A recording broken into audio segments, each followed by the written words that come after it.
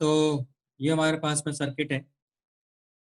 तो मान लेते हैं कि यहाँ से आई करंट गया, तो यहाँ से भी आई जा रहा होगा क्योंकि बैटरी ने करंट दिया आई, और यहाँ से बाइफरकेट हो रहा है। तो मान लेते हैं इसमें करंट I1 गया और इसमें करंट I2 गया।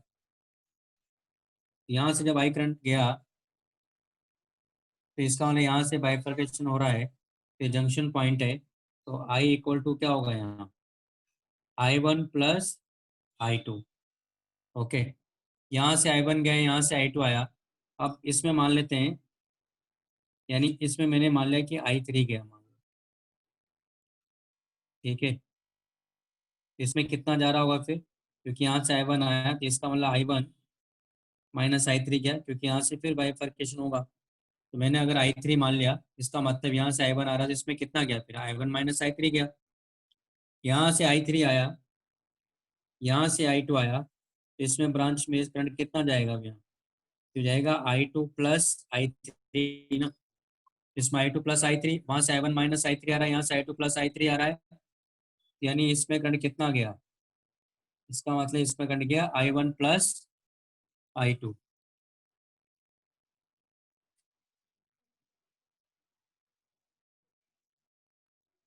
इसमें यहाँ से क्योंकि आई माइनस I3 इधर है, प्लस I3 इधर है, यानी इसमें मिला के करंट कितना गया, I1 प्लस I2। तो बैटरी ने जितना करंट दिया था वापस उतना करंट मिल गया, क्योंकि बैटरी ने आई करंट दिया था तो बैटरी में वापस आई करंट आना चाहिए, तभी हम लोग मानेंगे कि सर्किट कंप्लीट हुआ है। अगर ऐसा नहीं हो रहा है तो कहीं गलती कर रहे हैं आप। तो बैटरी ने जितना करंट दिया उतना करंट वापस दिखना चाहिए सर्किट के अंदर। इस तरह से हम लोग बाई पर कट करते हुए जाएंगे, इस तरह से वैल्यूज मानते चले जाएंगे। ठीक है, तो ये हो गया हमारे पास। अब हम ये कह रहे हैं कि बी और डी का पोटेंशियल मान लो सेम हो जाता है। तो बी और डी का पोटेंशियल अगर सेम हो गया तो इधर कोई करंट जाएगा नहीं, क्योंकि गैल्वेनोमीटर है तो इसका अपना रेजिस्टेंस होगा, है ना। तो रेजिस्टेंस होगा, इसका मतलब है कि यहाँ से कोई करंट नहीं जाएगा। क्यों, क्योंकि पोटेंशियल डिफरेंस जीरो हो गया, तो V equal to I R. R zero है नहीं, पोटेंशियल डिफरेंस यहाँ जीरो है, इसका मतलब I3 को जीरो होना पड़ेगा, है ना। तो वो जो कुछ पॉइंट में, 2 पॉइंट मैंने लिखवाए थे, वो तो मैंने आपको वैसे भी भेज दिए थे नोट्स में, तो उसको तो ज़्यादा समझाने की जरूरत नहीं है, बस इतना ही समझना है आपको यहाँ कि बी और डी का पोटेंशियल क्या करना है, सेम करना है। ओके, तो पहले तो ये सर्किट बनाया तो उसके हिसाब से हम लोग लिख लेते हैं यहाँ। तो आप देख रहे हो कि इसको क्या लिख सकता हूँ मैं, यानी V A minus V B, V A minus V B को क्या लिखेंगे यहाँ, I1 R1, है ना।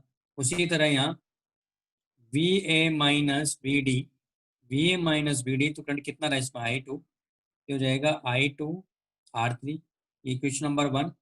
इक्वेशन नंबर 2, उसी तरह V B minus V C, V B minus V C equal to हो जाएगा R2 I1 माइनस I3, क्योंकि इसमें जो करंट आ रहा है I1 माइनस I3 है। अब इसका लिखेंगे, इसमें करंट कितना जा रहा है I2 प्लस I3, तो वी डी माइनस वी सी, ये हो जाएगा R4, ये हो जाएगा I2 प्लस I3। ये क्वेश्चन नंबर 3, ये क्वेश्चन नंबर 4।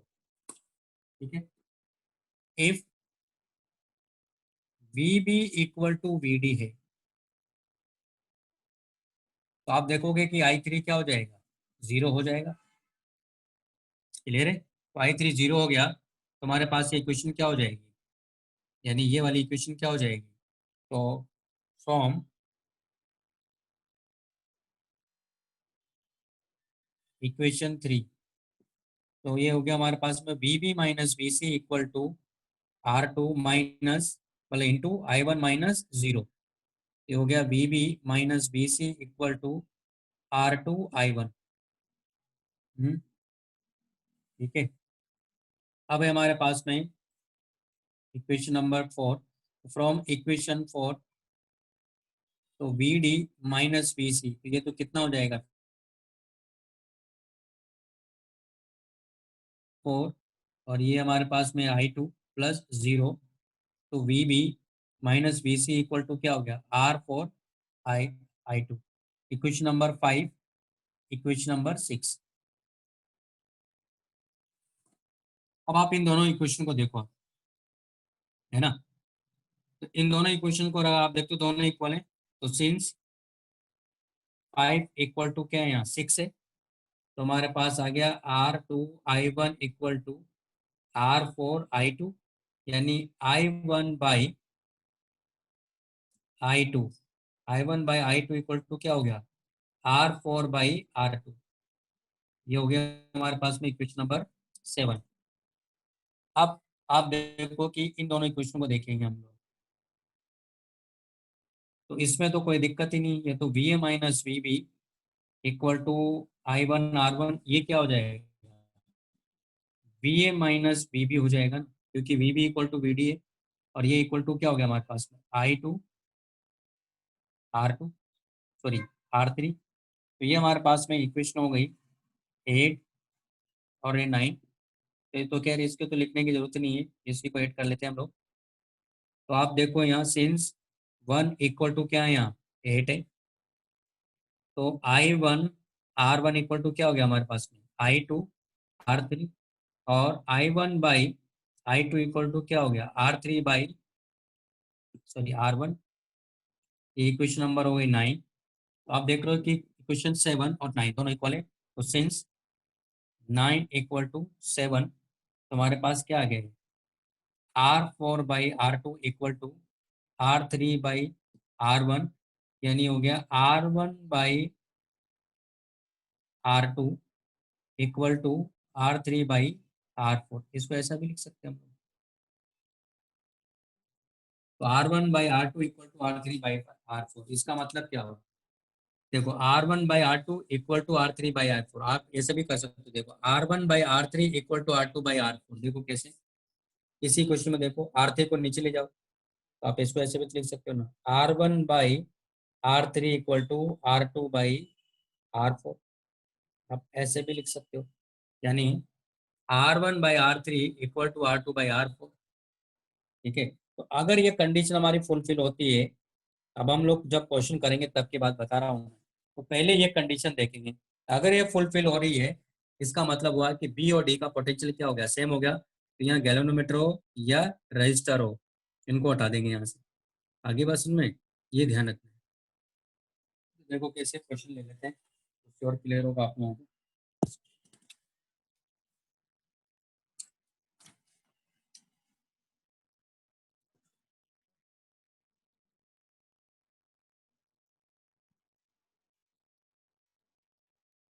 मान लो हमारे पास में ये व्हीटस्टोन ब्रिज है, यहाँ रेजिस्टेंस है, यहाँ भी रेजिस्टेंस है, यहाँ भी रेजिस्टेंस है, और यहाँ भी रेजिस्टेंस है। ये ए, ये बी, ये सी, और ये डी है। ये हमने बैटरी लगा रखी है, माइनस ये प्लस ये बी है। यहाँ का रेजिस्टेंस अगर मैं मानता हूँ कि 3 ओम है ना, ये मैंने मान लिया कि ये 15 ओम है, और ये 2 ओम है, और ये मैंने मान लिया कि ये 10 ओम है, और यहाँ भी हमने एक रेजिस्टेंस लगा दिया, ये गैल्वेनोमीटर लगा दिया, ये मान लेते हैं कि 5 ओम। ये हमारे पास में सर्किट है। ठीक है, हमें फाइंड करना है कि बैटरी ने कितना करंट दिया है। तो find the electric current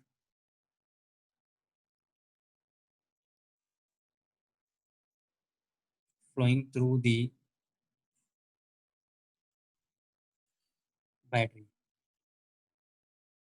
okay, यानी हमें यहाँ से जो करंट जा रहा है वो फाइंड करना है। तो पहले सबसे पहले देखो यहाँ व्हीटस्टोन ब्रिज का जो कंडीशन फुलफिल हो रहा है क्या, देखो ये क्या है, 3/2 इक्वल टू 15/10, तो फुलफिल हो रहा है, क्योंकि ये क्या मिलेगा आपको, 3/3 मिले, 3/2 मिलेगा, या 3/15 इक्वल टू 2/10। तो ये भी फिर इसका मतलब क्या हुआ कि, है ना, तो since Wheatstone bridge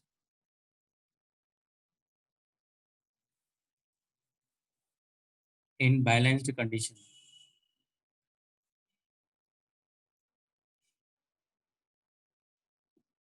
therefore no electric current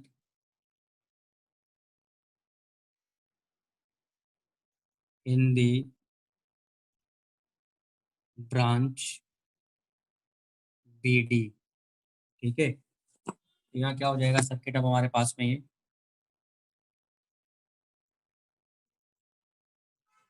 resistance होगा, ये क्या, ये रेजिस्टेंस होगा, ये रेजिस्टेंस होगा, तुम्हारे पास हो गए 3 ओम, ये 15 ओम, ये 10 ओम, ये 2 ओम, और वो तो बेकार हो गया क्योंकि जब करंट ही नहीं जाएगा उसका वहाँ लगाने का कोई मतलब ही नहीं है।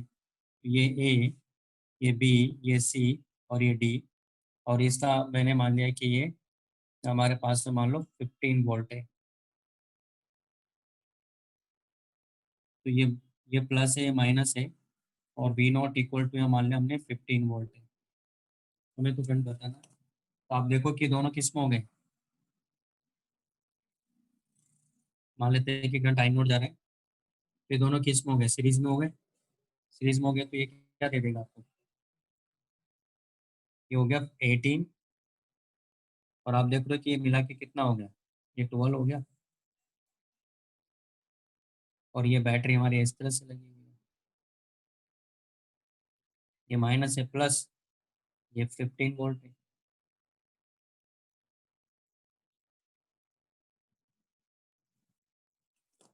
ठीक है, तो हमें तो करंट चाहिए, तो इसका इक्विवेलेंट भी निकाल लो चाहो तो। इसका इक्विवेलेंट क्या आ जाएगा, तो सर्किट ऐसा हो जाएगा।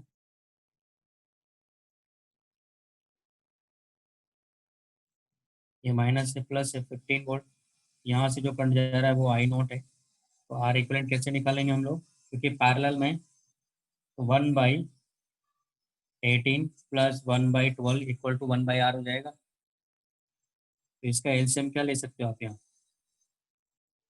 हम्म, इसका एलसीएम ले थर्टी सकते हैं 36। 36।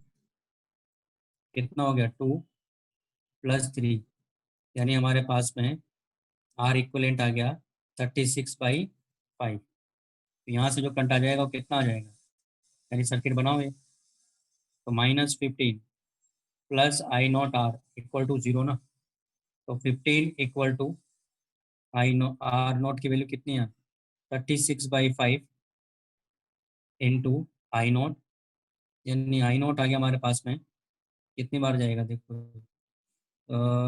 ये हो जाएगा 5, 3 से 5 और ये 12, यानी 25/12 एम्पियर। तो यही आंसर है। तो इस तरह से करेंगे। जैसे एक और क्वेश्चन क्वेश्चन लेता हूँ मैं।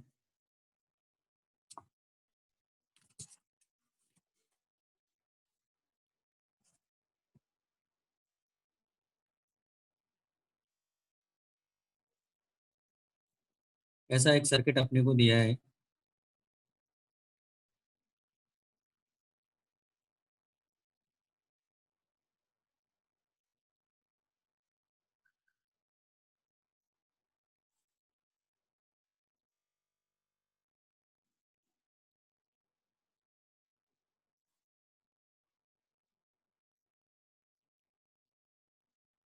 और ये कहा जाए कि ए और बी के बीच में अपने को इक्विवेलेंट रेजिस्टेंस फाइंड करना है।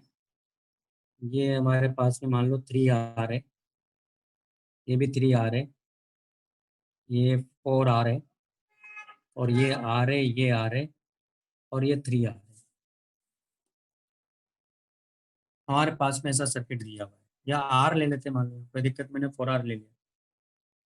तो ऐसा कोई सर्किट दिया, मान लो कह रहा है कि find the equivalent resistance, find the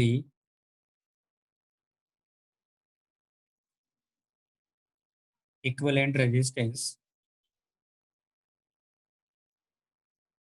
across A B, यानी ए बी के अक्रॉस हमें चाहिए, जहाँ ए बी के अक्रॉस अगर बैटरी लगाएं तो इस सर्किट में जो करंट फ्लो कर रहा है नेट, वही करंट उस रेजिस्टेंस का क्रॉस फ्लो करे जो कि इसका इक्विवेलेंट है ना। तो ये हमारे पास में क्वेश्चन है। इसमें क्या करेंगे देखो, इसके सॉल्यूशन की बात करूंगा मैं। इसका सर्किट एक और बना लेता हूँ।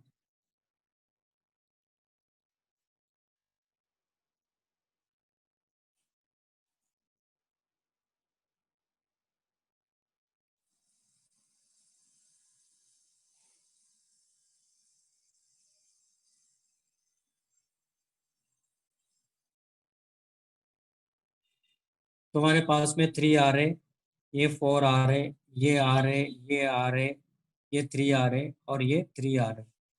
अब ध्यान से देखिए आप इसमें कि ये जो पार्ट है ना, ये देखो, ये देखो ये क्या बना रहा है, देखो व्हीट स्टोन ब्रिज बना रहा है। व्हीट स्टोन ब्रिज बना रहा है तो देखो 3R/3R इक्वल टू R/R, यानी इसका मतलब ये व्हीट स्टोन ब्रिज बन गया। तो ये वाला रेजिस्टेंस बेकार हो गया, है ना। तो ये वाला रेजिस्टेंस अगर बेकार हो गया, इसका मतलब क्या हुआ कि हम लोग इसका सर्किट ऐसा बना सकते हैं।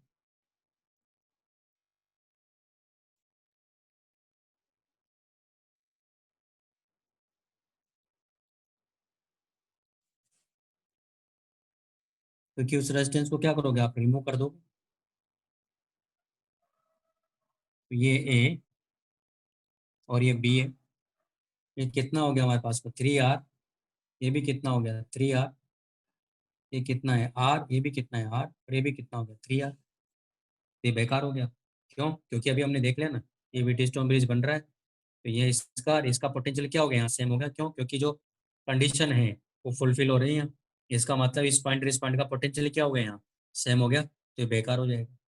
वो हटा दिया मैंने। आप देख रहे हो कि ये क्या है, सीरीज में, ये भी सीरीज में, ये भी, तीनों मिला के क्या हो जाएंगे, पैरेलल में। यानी सर्किट कैसा हो गया, देखो ये हो गया हमारे पास में 6R क्योंकि सीरीज में है। ये क्या हो गया, 2R, क्योंकि दोनों सीरीज में है। और ये तो था ही से यहाँ, तो कितना हो गया, 3R। हमें किसके बीच में चाहिए, ए और बी के बीच में। ओके, तो इसका मतलब 1/R, क्योंकि तीनों किस में है, पैरेलल में। तो 1/6R plus 1/2R plus 1/3R। तो आप देखोगे कि नीचे क्या हो जाएगा, 6R, 1 + 3 + 2, यानी RAB इक्वलेंट आ गया हमारे पास में R। यही आंसर है। इसका मतलब हुआ इस सर्किट का जो इक्वलेंट है यहाँ ए और बी के बीच में, तो R इक्वलेंट या RAB को इक्वल टू क्या आ गया इस केस में, R आ गया। इस सर्किट का इक्विवेलेंट सर्किट ही हो जाएगा। अभी आप बैटरी लगा दो इसके अक्रॉस, तो आपको इसमें कितना करंट जा रहा है मिल जाएगा। मेरे ख्याल से बात समझ में आ गई होगी इसमें, डाउट है अभी भी? अगर है तो पूछ सकते हो, कोई दिक्कत नहीं।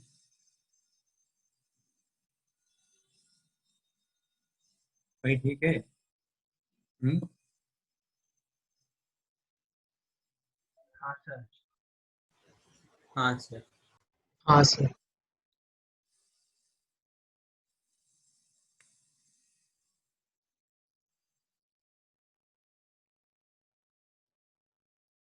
मुझे आज बड़ा अच्छा लगा, मुझे मैसेज जो डाला लोगों ने कि सर आज इसको एक्सप्लेन कर देंगे, तो इसे बता दो यार। मुझे बताने में कोई दिक्कत नहीं है, आपको कोई चीज़ समझ में नहीं आती मुझे क्लियर कर दिया करो, है ना। मैं एक बार क्या, आप 10 बार पूछोगे तो बता दूंगा, लेकिन आप पूछोगे कब, जब आप पढ़ोगे। जब पढ़ोगे नहीं तो पूछोगे कहाँ से, ठीक है नहीं। तो अगर आप नहीं समझ में आए इसका मतलब आपने पढ़ाई करी तो अच्छा लगा मुझे भी कि कम से कम पढ़ तो रहे हो। अब जैसे ये क्वेश्चन करो आप, एग्जाम्पल 28 और एग्जाम्पल 29, दिख रहे हैं दोनों क्वेश्चन। अच्छा एक मिनट रुको नहीं सर।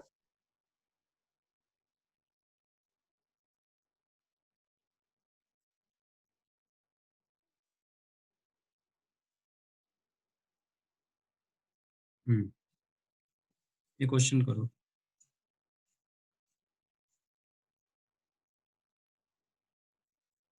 28 और 29, ठीक है।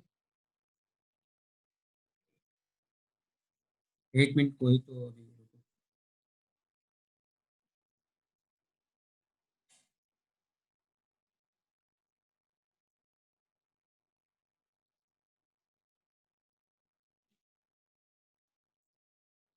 वापस बताऊं क्या ये क्वेश्चन? हम्म। ये क्वेश्चन फिर से समझाऊं क्या, आ गया? देखो क्या था इसमें, दरअसल ये हमारे पास में कैसा सर्किट दिया हुआ है।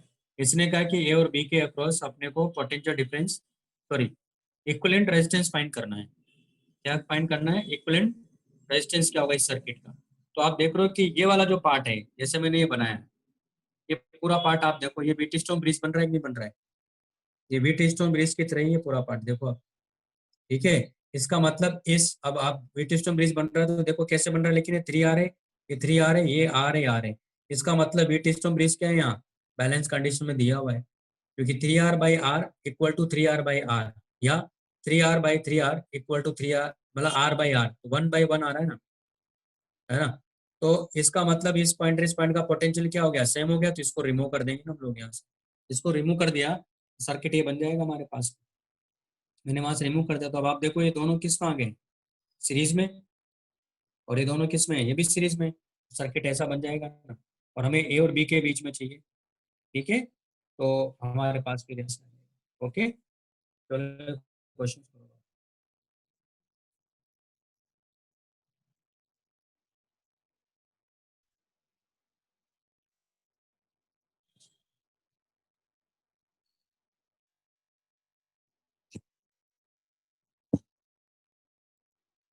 28, 29।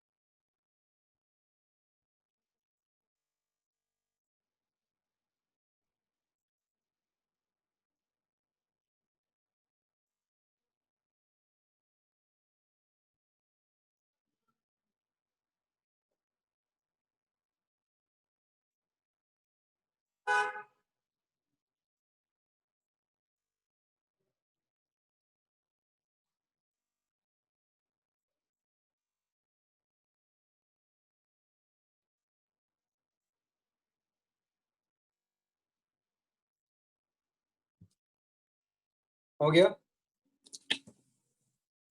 सर 29 वाला कर रहे हैं। क्या हुआ, कोई डाउट है?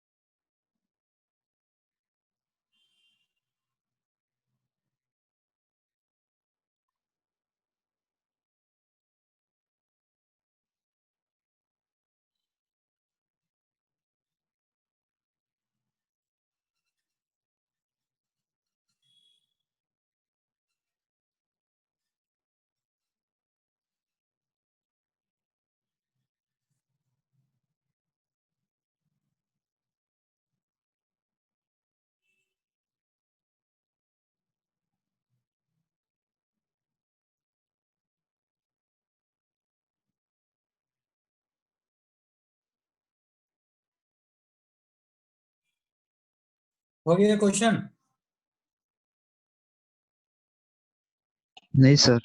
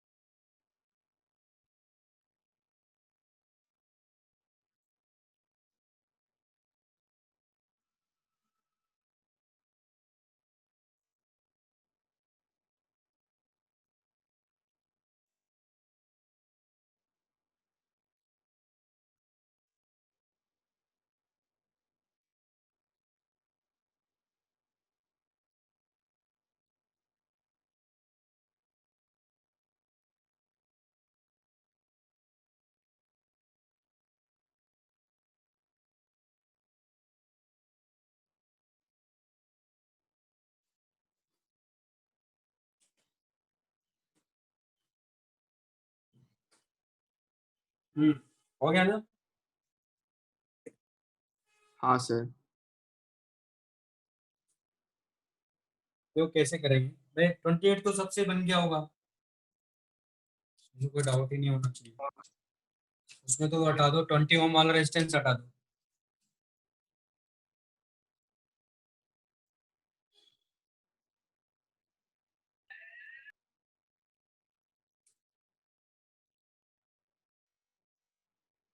तो 28 में तो सीधा हो जाएगा, कोई दिक्कत नहीं। 29 बताऊं क्या मैं? 29 में भी आप देखो, ये 20 ओम वाला रेजिस्टेंस है ना, हटा दो, क्योंकि 10/6 इक्वल टू 5/3। देखो 5/3 इक्वल टू 5/3 आ रहा है, इसका मतलब बैलेंस कंडीशन में है। तो 20 ओम रेजिस्टेंस हटा दो, तो 10 और 6 क्या हो गया? 16। और 5 और 3 8। तो 16, 8 और 16 तीनों किस में आ गए? पैरेलल में आ गए। बताऊं क्या इसको? सर थ्रू ईच रेजिस्टेंस में कितना करंट फ्लो हो रहा है वो बता दीजिए ना। तो 20 ओम में तो जीरो ही है ना? देखो कैसे करेंगे।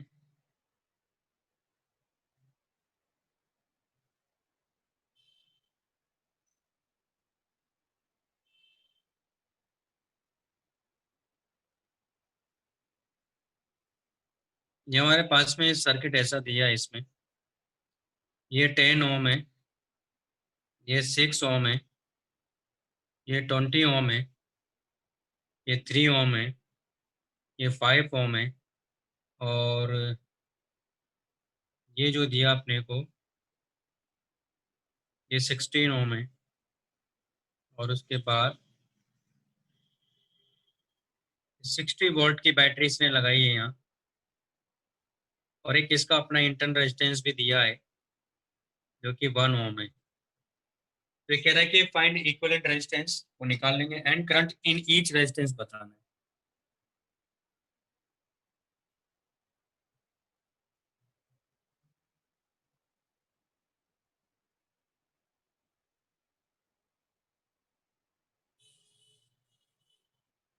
सर देखो कैसे करना है, देख लीजिए।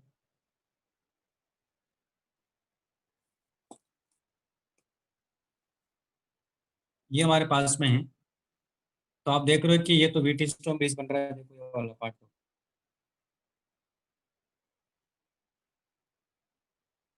है ना? तो 10/6 यानी कितना हो गया? 5/3 इक्वल टू 5/3, यानी ये बेकार हो गया, है ना? तो इसमें करंट कितना हो गया? इसमें तो जीरो ही करंट हो गया। तो आप इसमें ऐसा कर सकते हो, देखो इसको हटाने के बाद सर्किट कैसा हो जाएगा, देखो ध्यान से समझिएगा। देखो ये कितना हो जाएगा सीरीज में है, क्योंकि तो बेकार हो गया, इसको रिमूव कर दूंगा मैं। सीरीज में है तो कितना आ जाएगा? ये 16 ओम आ जाएगा। उसके बाद ये दोनों मिला के कितना आ जाएगा? ये 8 ओम हो जाएगा। और यहाँ तो 16 ओम है ही। और उसके बाद ये बैटरी यहाँ लगी हुई है, इसका अपना इंटरनल रेजिस्टेंस है आर, जो कि 1 ओम है। ये माइनस, ये प्लस, ये 60 वोल्ट है। अब क्या करेंगे, पहले इसका इक्विवेलेंट निकाल लेंगे, क्योंकि यहाँ से क्या हो रहा है, दरअसल ये करंट आ ही गया। तो अब यहाँ से बाइफरकेट होगा ना, तो इसमें कितना जाएगा? देखो इसमें I1 जाएगा, इसमें कितना जाएगा? इसमें I2 जाएगा। और आप देखो सिमेट्री क्या कहती है, जितना इसमें जाएगा उतना इसमें भी तो जाएगा। तो आप चाहो तो अलग मान लो, लेकिन इसमें कितना जाएगा? इसमें I1 ही जाएगा, है ना? इसका मतलब I कितना हो गया? I हो गया हमारे पास में 2I1 प्लस I2 हो गया ना। यहाँ से आई करंट गया तो I1 उसमें गया, क्योंकि 16 ओम है, इधर भी 16 ओम है। और इन तीनों के अक्रॉस वोल्टेज क्या है? यहाँ सेम ही है।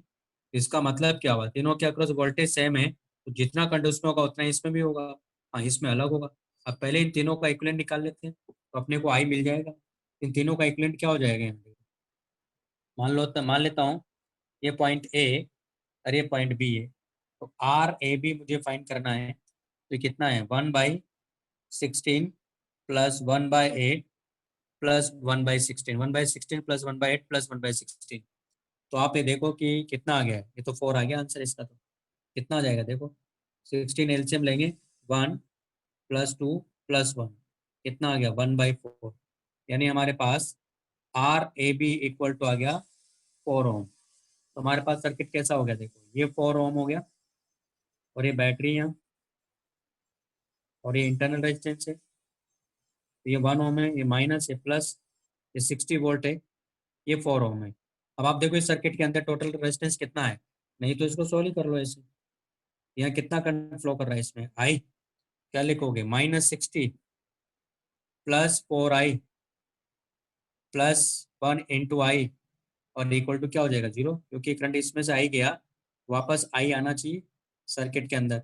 उसमें आई करंट ऐसे फ्लो कर रहा है, वापस आई आ जाएगा। तो ये हमारे पास बन गया। तो 5i इक्वल टू क्या हो गया 60, आई इक्वल टू कितना आ गया 12 एम्पियर। यानी यहाँ से जो करंट जा रहा है वो 12 एम्पियर जा रहा है। उसके बाद यहाँ बाइफरकेट हो रहा है ना, यानी ये करंट कितना हो गया 12 एम्पियर हो गया। इसका मतलब ये हमारे पास कितना आ गया 12 एम्पियर आ गया। हमें हर एक ब्रांच में चाहिए। तो देखो इससे तो जो करंट पास हो रहा है यहाँ से वो तो 12 एम्पियर है। अब अपने को इसमें चाहिए, तो एक काम कर सकते हैं, ये 4 वोल्ट 4 ओम है, यहाँ से करंट कितना जा रहा है, तो 12 ओम जा रहा है, तो यहाँ से इसके अक्रॉस वोल्टेज कितना हो जाएगा, मान लेते हैं V0 होगा कि नहीं होगा। तो V0 कैसे निकालेंगे यहाँ, तो 4 इंटू करंट ना, यानी कितना हो गया 48 वोल्ट हो गया ना। इसका मतलब है कि यहाँ जो वोल्टेज है ए बी के अक्रॉस, ये क्या है, क्योंकि ये ए और ये बी, तो 48 वोल्ट है। इसका मतलब इसके अक्रॉस भी 40 वोल्ट 40 वोल्ट 40 वोल्ट। तो I1 तो मुझे सीधा मिल गया, कैसे, 48/16 इक्वल टू क्या होगा I1 ना, यानी कितना आ गया है 3 एम्पियर। और I2 भी मिल जाएगा मुझे, I2 कितना हो जाएगा 48/8, कितना हो गया 6 एम्पियर, है ना। बात समझ में आ गई। तो आप देख रहे हो कि I1 3 एम्पियर आ गया, I2 क्या आ गया 6 एम्पियर आ गया। इसका मतलब यहाँ से करंट कितना जा रहा है 6 एम्पियर, यहाँ से 3 एम्पियर, यहाँ से 3 एम्पियर। तो टोटल मिला के करंट कितना हो गया 3 + 3 + 6 12 एम्पियर हो गया, है ना। बस आ गया आंसर, यानी हर एक से मिल गया। यहाँ से भी कितना जा रहा है, यानी यहाँ से करंट जा रहा है 3 एम्पियर, यहाँ से भी 3 एम्पियर, यहाँ से 3 एम्पियर, सॉरी यहाँ से कितना जा रहा है, यहाँ से जा रहा है 6 एम्पियर, यानी यहाँ से 6 एम्पियर, यहाँ से वापस से 3 एम्पियर जा रहा है। और टोटल करंट कितना फ्लो कर रहा है यहाँ से, ये 12 एम्पियर कर रहा है। मेरे ख्याल से बात समझ में आ गई कैसे बाइफरकेशन करते हैं। कुछ नहीं, सिंपल मैथमेटिक्स लगानी है, बस आपको पता होना चाहिए कैसे बाइफरकेट करना है। तो इतना तो आपको लॉजिक आता होगा कि यहाँ से करंट गया, 3 ब्रांच मिल रही, तीनों ब्रांच में डाल भेज दो उसको, क्योंकि जंक्शन पॉइंट है ना ये क्या है हमारे पास में, जंक्शन पॉइंट है। हम्म, ठीक है, ये बात समझ में आ गई भाई सबको, कैसे किया। सर वो वी नॉट क्या है? हाँ सर। V0 यहाँ इसके अक्रॉस का वोल्टेज लिया ना मैंने 4 ओम, क्योंकि इन तीनों का इक्विवेलेंट मिला के क्या है ए बी के अक्रॉस 4 ओम आया है ना। तो यानी यहाँ से करंट कितना जा रहा है 12 एम्पियर जा रहा है ना। इसके अक्रॉस वोल्टेज कितना हो गया, तभी तो देखो ना इसके अक्रॉस कितना होगा 12 वोल्ट ना, और 48 वोल्ट यहाँ है, तभी तो नेट में लगे 0 आना चाहिए ना। यानी जो 60 वोल्ट है वो कहाँ कहाँ ड्रॉप हुआ, एक तो यहाँ ड्रॉप हुआ 48 पर, और एक यहाँ हुआ, क्योंकि 1 × 12 करोगे ना, V = IR, तो V0 क्या हो गया 4 × I, यहाँ से आई करंट जा रहा था ना, नहीं समझे अभी भी। इन तीनों का इक्विवेलेंट ये आया ना, तो इसके हाँ अक्रॉस सर। वोल्टेज बता सकता हूँ ना मैं। हम्म, हाँ सर। ठीक है ना, तो इस तरह से आंसर आ गया इसका। और भी है क्या इसमें क्वेश्चन,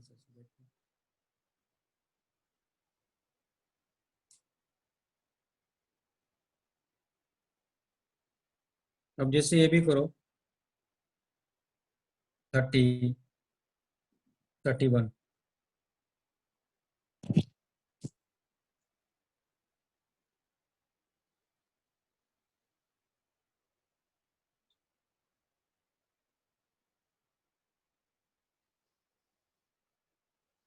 सर आपने स्क्रीन शेयर नहीं किया है।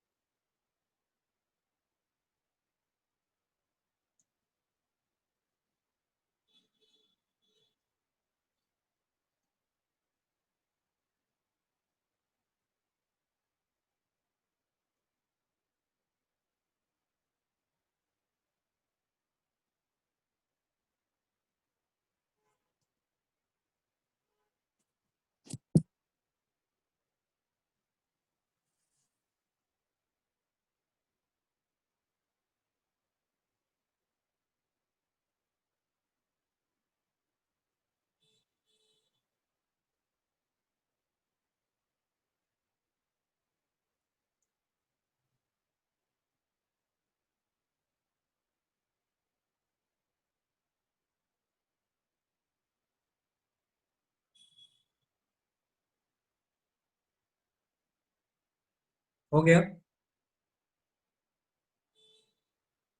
हम्म,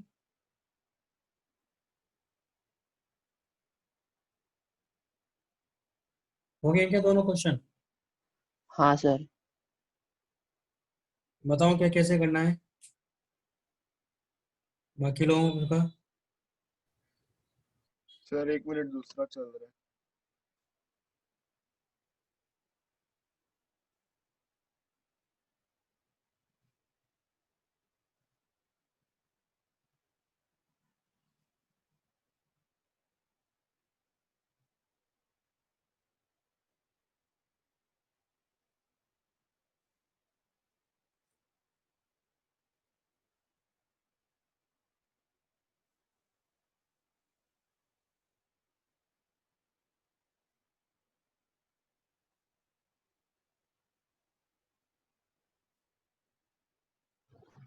सर हाँ बताओ। सर वो ए और डी के बीच में अगर हम लोग और एक रेजिस्टेंस लगाते वो 20 ओम के साथ और एक लगाते तो उसमें हम मतलब उसको कौन से वाले के साथ ऐड करते अगर सीरीज में लगाएंगे तो 5 ओम के साथ कि 20 ओम के साथ? ए और बी के बीच में लगाना है। ए और डी के बीच में, डी ए और बी के, ए और डी, डी डी डी ना। तो ए हाँ और डी के साथ अगर एक और मतलब 20 ओम के साथ और लगाना चाहते हो, मान लो 5 और हम लगा देते 25 हो गया ना, तो सीरीज हुआ ना, इतना तो देखना पड़ेगा ना यार, सीरीज हो गया ना तो। हाँ सर सर मतलब सॉरी, ए और डी के बीच में लगाना है। हाँ तब तो फिर तो पैरेलल में हो गया ना वो तो 20 के। अच्छा फिर हाँ समझा। समझ में आ रहा है? हाँ सर ए और डी के बीच में लगाने का मतलब हुआ 20, और वो जो रेजिस्टेंस लगाया है वो पैरेलल हो गए दोनों, देखो आप। जिस तरह से आपने क्वेश्चन पूछा उसका जवाब दिया मैंने, पता नहीं अब आपके दिमाग में क्या चल रहा है। आपने कहा सर ए और डी के अक्रॉस लगाएंगे तो 20 और वो दोनों पैरेलल में हो जाएंगे। ठीक है।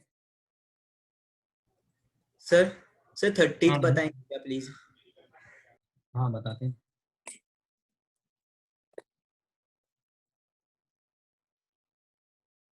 देखो 30 में क्या दिया है इसने अपने को,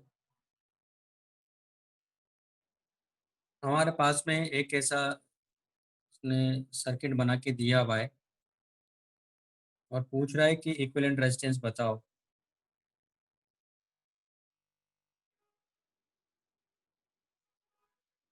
किसके बीच में बताना है? ए और बी के बीच में बताना है। यहाँ सबका रेजिस्टेंस इसने आर दिया हुआ है। तो देखो क्या करेंगे इसमें हम लोग।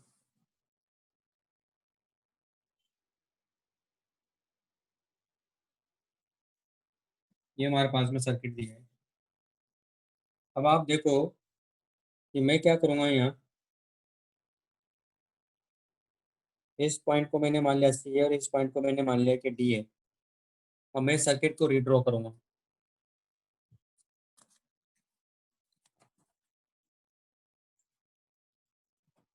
देखो कैसे।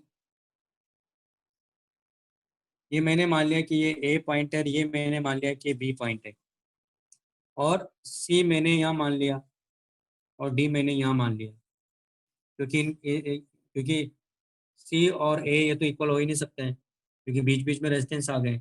अब ध्यान से देखो, यहाँ ए और डी के बीच में एक रेजिस्टेंस दिया है इसने, तो ए और डी के बीच में रेजिस्टेंस हो गया। फिर इसने ए और सी के बीच में रेजिस्टेंस दिया है, तो ए और सी के बीच में रेजिस्टेंस हो गया, ये दोनों हो गए। फिर सी और डी के बीच में एक रेजिस्टेंस यहाँ दिया है इसने, ये आ रहे हैं। फिर सी और बी के बीच में एक रेजिस्टेंस दिया है इसने, आ रहे हैं। और फिर डी और बी के बीच में एक रेजिस्टेंस दिया है इसने, आ रहे हैं। आप देख रहे हो कि व्हीटस्टोन ब्रिज बन गया, ये बेकार हो गया। ठीक है, जब बेकार हो गया तो हमारे पास क्या आ गया अल्टीमेटली,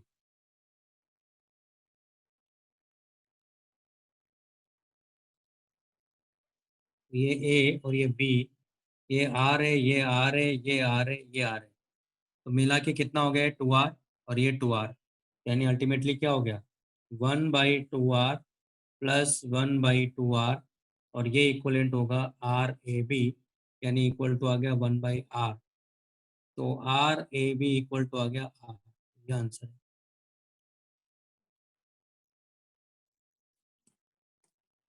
कैसे करना है आपने। तो ये वीट सिस्टम भी था वैसे तो। अच्छा एक तो ये हो गया। वो बताना 31 बताना है क्या?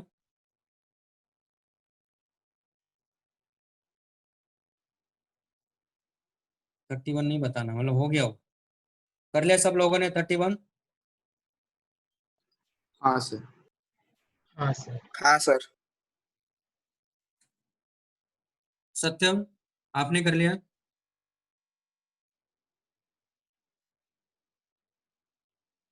सत्यम भैया, ओ सत्यम भैया कहाँ हो?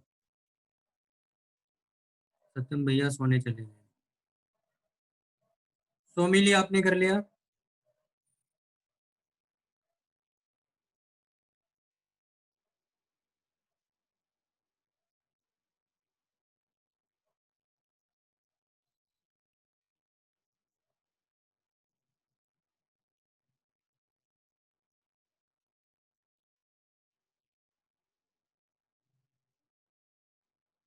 हम्म। सत्यम कर लिया क्या? बोलो ना भाई, हाँ या ना, कुछ तो बोलोगे। आरुषि बताना है क्या है 31? हाँ सर। देखो कैसे करेंगे।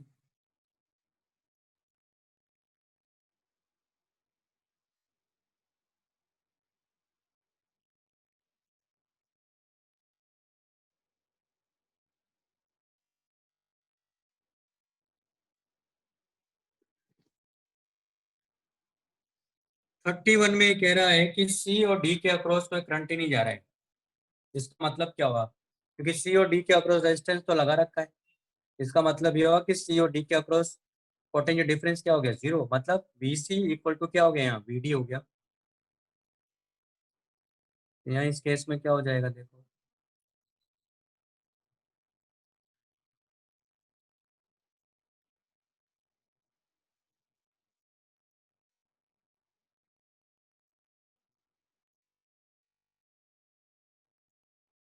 यहाँ रेजिस्टेंस नहीं दिया है, ये ए, ये डी, ये सी और ये बी, और यहाँ रेजिस्टेंस दिया है इसने।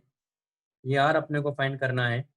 ये 20 ओम है, ये 5 ओम है, ये 10 ओम है, और यहाँ का रेजिस्टेंस नहीं दिया है। केवल इतना था कि सी और डी के करंट के अक्रॉस करंट क्या है? यहाँ जीरो है।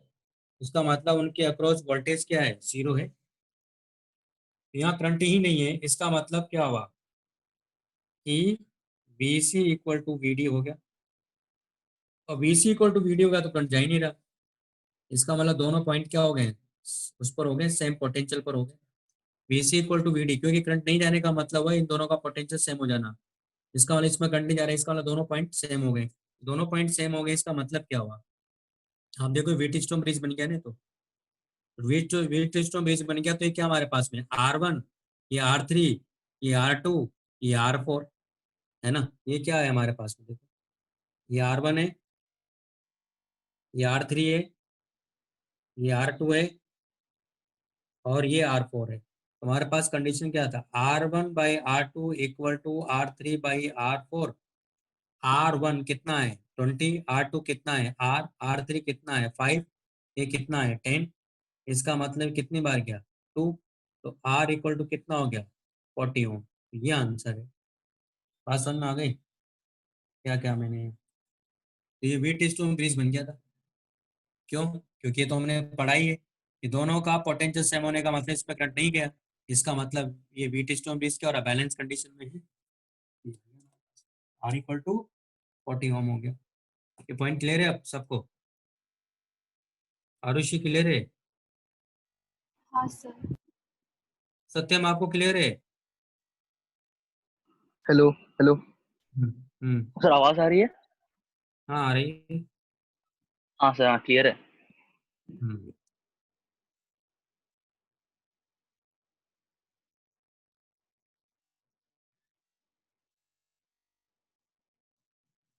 तो यानी वीट टेस्टों बीच वाला पार्ट हमारा हो गया है। अब इसमें क्या है कि कुछ सिमेट्रिक मेथड्स हैं, वो पहले बताता हूँ मैं आपको। फिर ग्रुपिंग ऑफ सेल्स पे जाएंगे, फिर मेरे ख्याल से इंस्ट्रूमेंट से रह जाएंगे इसमें, है ना। मेरे ख्याल से एक तो क्लास और लगी, उसमें हो जाएगा ये टॉपिक।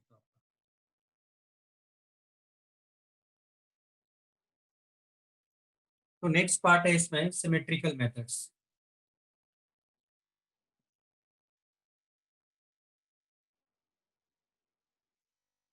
तो ये मेथड्स हम लोग ऐसी जगह अप्लाई करेंगे। किरचॉफ लॉज, ऐसा नहीं कि किरचॉफ लॉज वैलिड नहीं होती, किरचॉफ लॉज तो हमेशा वैलिड है, हमेशा लगा सकते हो आप, क्योंकि लॉ है ना वो तो।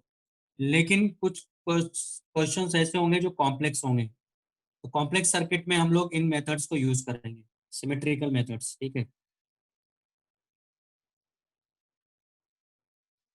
तो सबसे पहले मैं ले रहा हूँ यहाँ प्लेन मिरर सिमेट्री। सबसे पहले हम बात करेंगे प्लेन मिरर सिमेट्री के बारे में। तो प्लेन मिरर सिमेट्री में आप देखोगे हम लोग इस तरह से सर्किट को डिवाइड करेंगे कि ऐसा होना चाहिए कि अगर बीच में हमने प्लेन मिरर रखा है तो जैसा सर्किट इधर है वैसा सर्किट अंदर बनेगा, है कि नहीं? क्योंकि प्लेन मिरर में क्या होता है कि जो जैसा फिगर इधर होता है वैसा फिगर अंदर बना देता है वो। इसका मतलब वैसा का वैसा फिगर अपने को इधर बनना चाहिए, ये मतलब होगा वहां। देखो कैसे, क्या कहने का मतलब मेरा, मैं समझाता हूँ। मान लो हमारे पास में ऐसा सर्किट दिया है,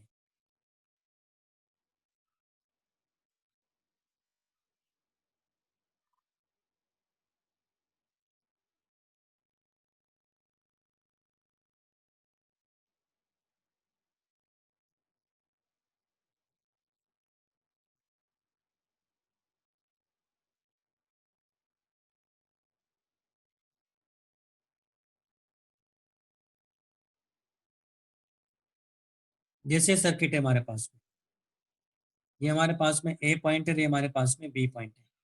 अब यहाँ का रेजिस्टेंस आर है, यहाँ का भी आर है, यहाँ का भी आर है, यहाँ का भी आर है, यहाँ का भी आर है, यहाँ का भी आर है, यहाँ का भी आर है, और यहाँ भी आर है। यानी कितने रेजिस्टेंस हो गए? 3 ऊपर है 3 नीचे, टोटल 8 हो गए। 8 रेजिस्टेंस हमारे पास में है, ठीक है। तो ये पूछ रहा है इसका इक्विवेलेंट रेजिस्टेंस बताओ। तो मैं ऐसा नहीं कि किरचॉफ लॉ से नहीं फाइंड कर सकता, मिल जाएगा मुझे, है ना, लेकिन वो बहुत लेंथी प्रोसेस है। हम लोग यहाँ प्लेन मिरर सिमेट्री लगाएंगे। प्लेन मिरर सिमेट्री देखो कैसे लगाना है। ये तो हमारे पास फिगर हो गया।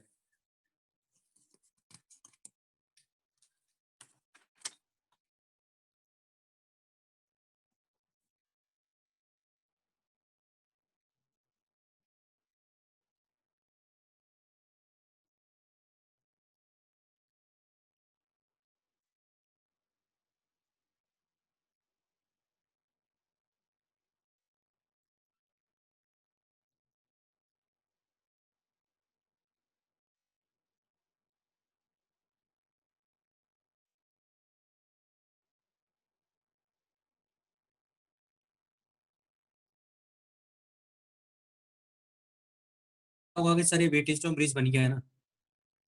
नहीं, ये वेटिस्टोन ब्रिज नहीं है।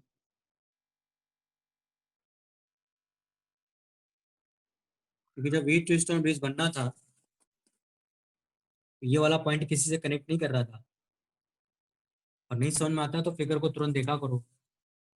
देखो यहाँ ये वाला पॉइंट किसी से टच है क्या, कनेक्ट है क्या? नहीं है। ये इंडिपेंडेंट है, ये इंडिपेंडेंट है।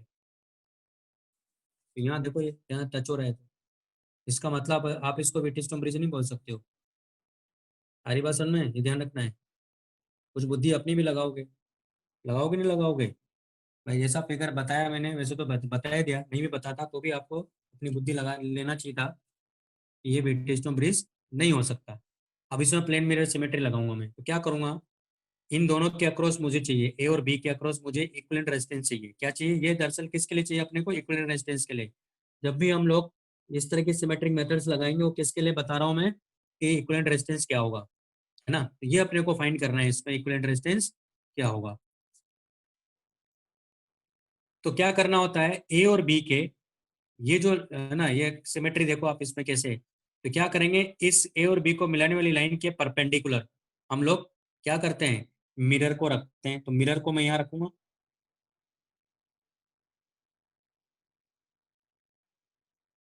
तो आप देखो अगर प्लेन मिरर को मैं यहाँ रखता हूँ, मान लो प्लेन मिरर को मैंने ऐसे रखा हुआ है, तो जैसा सिमेट्रिक सिस्टम इधर बन रहा है वैसा इधर बन रहा है ना एक तरह से। तो इसका मतलब प्लेन मिरर को मैं यहाँ रखूंगा। अब प्लेन मिरर क्या कहता है कि अगर कोई बंदा मान लो अगर ऐसे जा रहा है तो उसकी इमेज ऐसे जा रही कि नहीं जा रही होगी, ये तो बात हुई थी। कोई बंदा अगर ऐसे जा रहा होगा तो उसकी इमेज ऐसे जा रही होगी, कोई बंदा अगर ऐसे जा रहा होगा तो उसकी इमेज ऐसे आ रही होगी। प्लेन मिरर का कॉन्सेप्ट तो मालूम है सबको, और वो मैं अप्लाई हाँ करने जा सर। रहा हूँ। इसका मतलब क्या हुआ कि अगर मैं कहता हूँ कि इसमें करंट I1 गया, तो इसका मतलब मुझे इधर से करंट क्या दिखना चाहिए, I1 दिखना चाहिए ना, क्योंकि I1 गया तो I1 दिखना चाहिए। अगर मैं कहता हूँ कि इसमें I2 करंट गया, इसका मतलब इधर से I2 करंट दिखना चाहिए मुझे मिरर के अंदर। करंट वरंट दिखता नहीं है, लेकिन क्वेश्चन करने के लिए ऐसा समझ रहे हैं हम लोग। इधर से अगर मान लो I3 गया, इधर से क्या लगना चाहिए अपने को, I3 लगना चाहिए। इसका मतलब क्या हुआ, इसका मतलब ये हुआ कि अगर प्लेन मिरर तो था ही नहीं वहां, वो तो हमने ऐसे हाइपोथेटिकली माना है। इसका मतलब यहाँ से I3 गया और यहाँ से I3 आ रहा था, इसका मतलब यहाँ से I3 होता हुआ I3 ऐसे जा रहा है। यानी एक्चुअल में क्या हो रहा है यहाँ, एक्चुअल में ऐसा हो रहा है।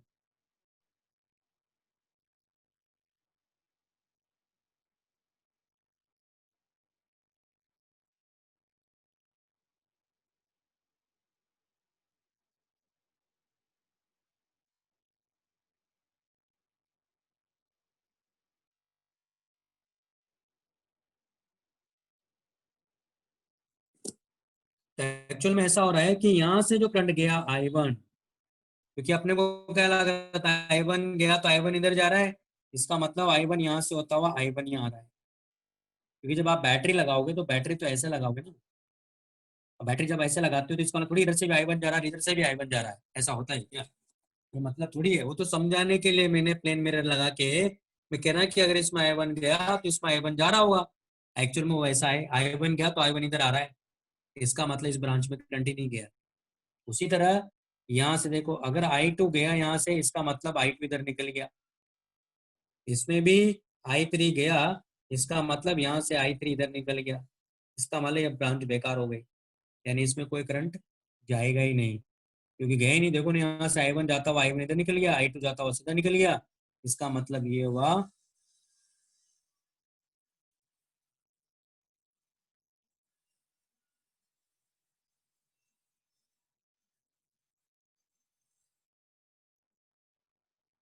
यानी ये सर्किट हो गया हमारे पास ए बी।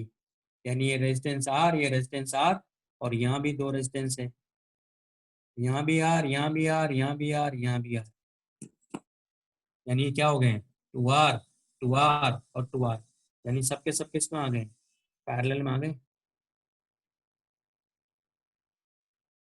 तो ये इसका इक्विवेलेंट है, ये B, ये भी 2R, ये भी 2R, ये भी 2R।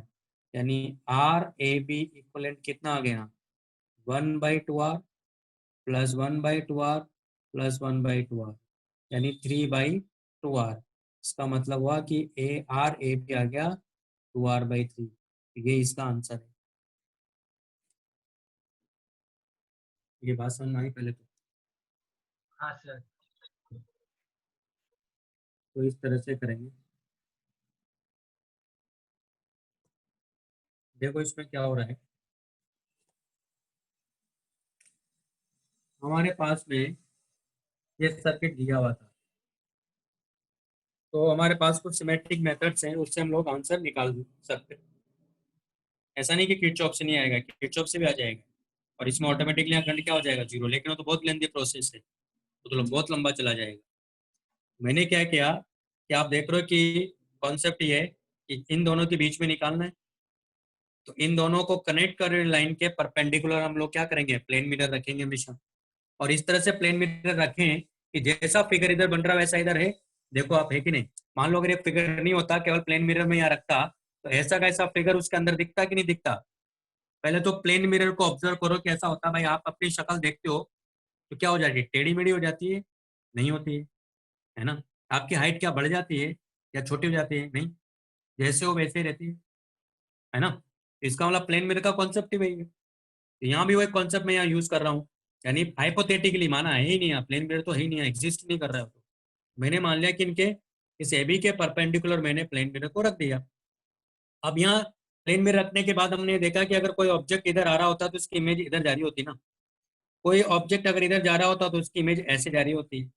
कोई ऑब्जेक्ट अगर इधर आ रहा होता तो उसकी इमेज ऐसे आ रही होती है, तो मैंने उसकी जगह क्या ले लिया, करंट ले लिया।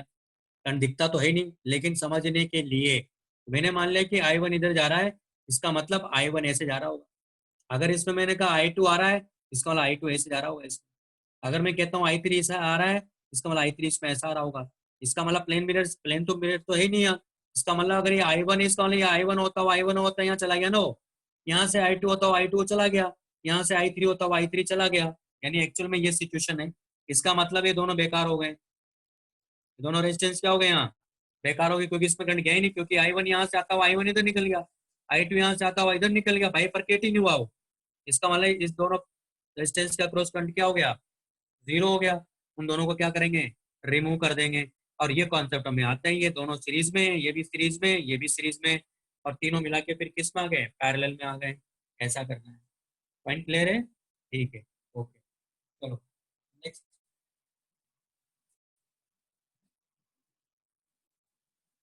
Next example.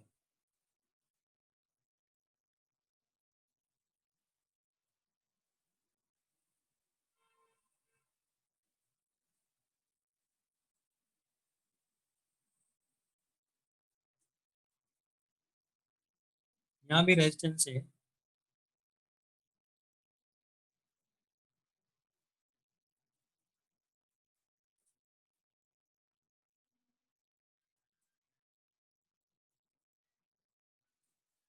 ये ए और ये बी है, ये आर है, ये आर है, ये आर है, ये आर है, ये आर है, ये आर है, ये आर है, और ये आर है। एक बार ट्राई तो करिए आप लोग, मैं तो बता दूंगा। फिर से जो भी आपने अभी समझा उसको अप्लाई करने की कोशिश करेंगे। इसमें भी अपने को इक्विवेलेंट रेजिस्टेंस चाहिए। फाइंड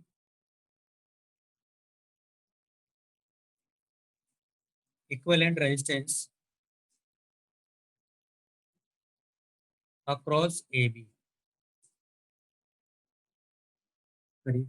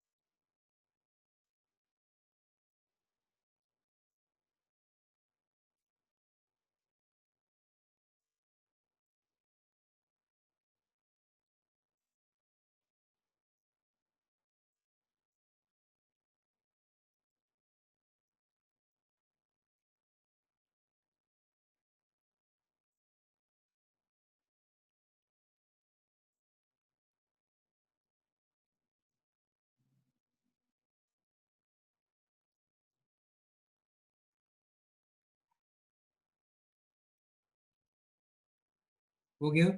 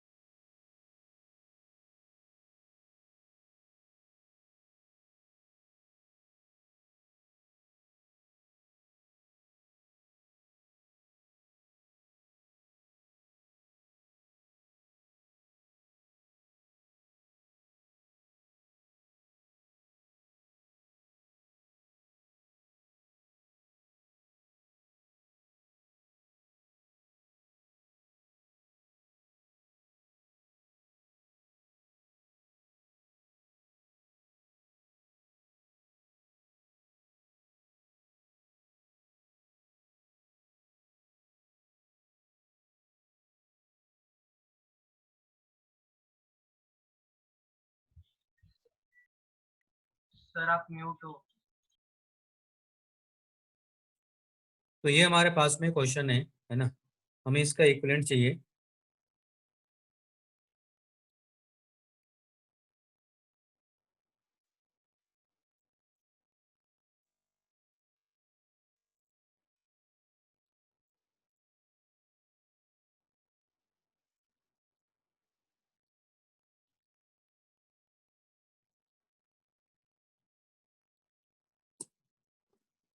तो ये ए है और ये बी है।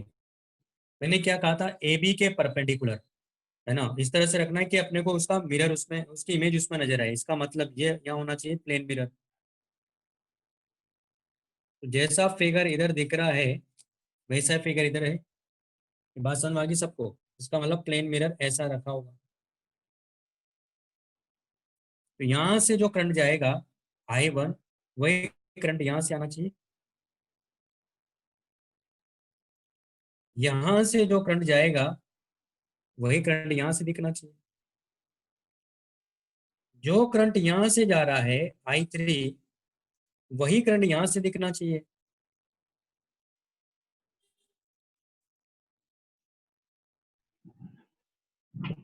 अब यहाँ से देखो, यहाँ से जो करंट जाएगा I4, वही करंट यहाँ दिखना चाहिए। जो करंट इसमें जा रहा होगा ऐसे, I5 मान लिया, इसका मतलब इसमें भी I5 ऐसे आ रहा होगा। ये लॉजिक समझ में आया सबको?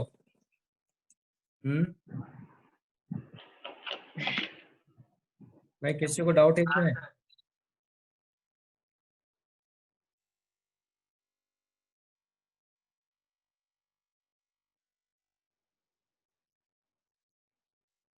प्रथम, आपको समझ में आया?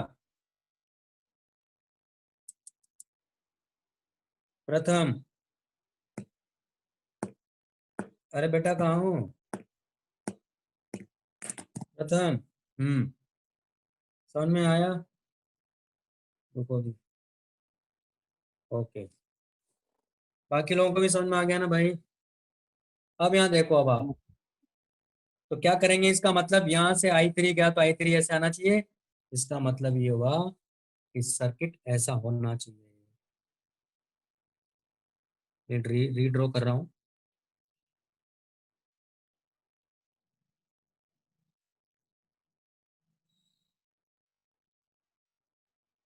इसका मतलब हुआ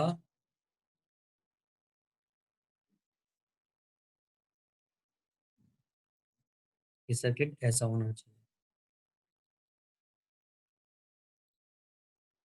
ये ए और ये बी, क्यों देखो ना आप भाई, इसमें I3 गया, इसमें I3 ऐसे जाना चाहिए। इसका मतलब I3 ऐसे आना चाहिए ना, इसमें ये करंट ऐसा आता हुआ जाएगा। इसमें I5 था तो इसमें I5 आ रहा था, इसमें I5 ऐसे जाना चाहिए। इसका मतलब तो I5 ऐसे यानी निकल जाएगा। और इधर से तो I4 ऐसे निकल जा रहा है, क्योंकि I4 इधर से I2, तो इसका मतलब I2 ऐसे जा रहा होगा ना। इधर से I3, तो इसका मतलब I3 इधर निकल जा रहा है ना। तो हो गया, सर्किट बन गया हमारा। अब आप देखो कि ये आ रहे, ये आ रहे, ये आ रहे, ये आ रहे, ये आ रहे, ये आ रहे और ये आ रहे। ये देखो, ये मिला के कितना आ जाएगा? मैं डायरेक्ट लिख दूँ इसका, क्योंकि दोनों किस में, सीरीज में। तो 2R और R, ये कितना हो जाएगा? 1/2R प्लस R, यानी 2R/3। यानी हमारे पास ये आ जाएगा, ये तो R है, ये 2R/3 है, ये R है, और ये भी मिला के कितना हो जाएगा? क्योंकि ये भी मिला के कितना हो जाएगा? 2R/3। ये R है, ये R है, और ये A और B हो गया। ये भी कितना हो जाएगा देखो, ये 2R/3 हो जाएगा ना, क्योंकि ये R और ये 2R दोनों मिला के पैरेलल में, तो 1/R प्लस 1/2R, यानी 2R/3 हो जाएगा। ये भी 2R/3, तो ये आ गया। एक और क्लियर है भाई? ये कैसे लिख दिया मैंने? अभी मिला के देखो कितना आ गया, 2R प्लस 2R/3, है ना। तो 2R प्लस 2R/3 कितना हो जाएगा भाई? 2R प्लस 2R/3 यानी 8R/3। कितना हो जाएगा? 8R/3, यानी इसका इक्विवेलेंट सर्किट अपना हमारे पास यहाँ बन जाएगा। तो ये हमारे पास में 2R/3 और ये मिला के कितना हो गया यहाँ? ये हो जाएगा 2R प्लस यानी 8, तो 8R बाई 3, ये आ गया हमारे पास में, ये हो गया ए और ये बी, यानी दोनों पैरेलल में, तो 1/AB इक्वल टू क्या हो जाएगा, 1 बाई हो जाएगा 2R, 3 ऊपर चला जाएगा, प्लस 3/8R, ऊपर नीचे 4 से मल्टीप्लाई करें, है ना, 4 से मल्टीप्लाई करेंगे तो कितना हो जाएगा, 12 +3, यानी आ गया हमारे पास में 8R/15, ये आना चाहिए। ये कितने लोगों के आ रहा था,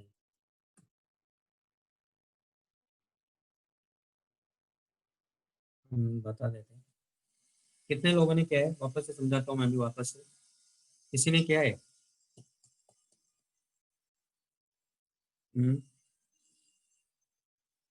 धनंजय, वेरी गुड यार। विक्रम, वाह, बहुत बढ़िया है, थोड़ा टेढ़ा क्वेश्चन था वैसे। संकल्प दयाल, 3 लोगों ने कर लिया। देखो फिर से समझते हैं, हमारे पास में क्वेश्चन ये था, क्वेश्चन हमारे पास में ये है ना, मैंने क्या बताया, प्लेन मिरर सिमेट्री का मतलब, जब भी हम प्लेन मिरर सिमेट्री लगाएंगे, इन दोनों को कनेक्ट करने वाली लाइन के परपेंडिकुलर प्लेन मिरर को रखेंगे, और फिर इस तरह से रखेंगे कि जैसा फिगर इधर दिख रहा है वैसा फिगर इधर दिखना चाहिए, तभी तो उसका प्लेन मिरर सिमेट्री का मतलब हुआ, यानी इसकी जो, अगर ये इधर का ऑब्जेक्ट है तो ये इमेज है, एक तरह से ऐसा होना चाहिए पूरा, है ना।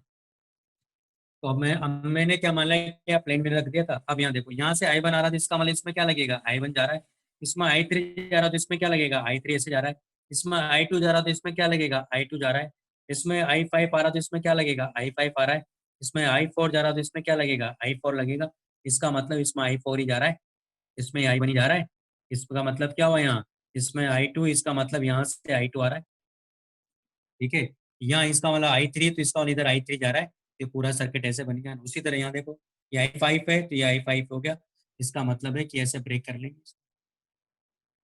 ये ब्रेक हो गया, क्योंकि जितना करंट इसमें था वही इसमें दिख रहा है ना अपने को, इसका मतलब करंट उधर गया ही नहीं, इसका मतलब करंट ऐसे होके इधर आ गया हो, ये करंट इधर होके इधर आ गया, ये करंट इधर होके इधर आ गया।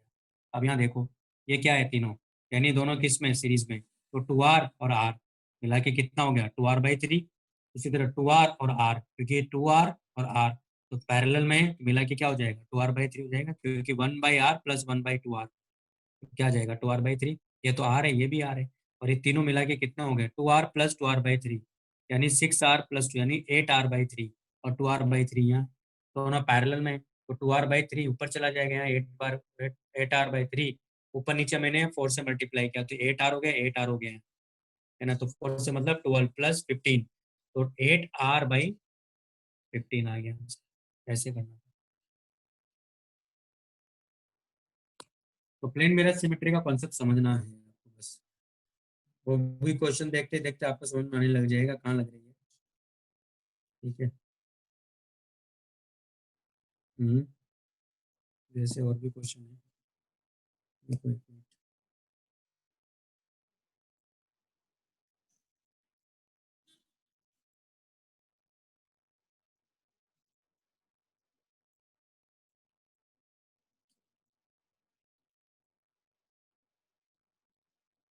वैसे तो करवा दिया मैंने 32 करा दिया, 33,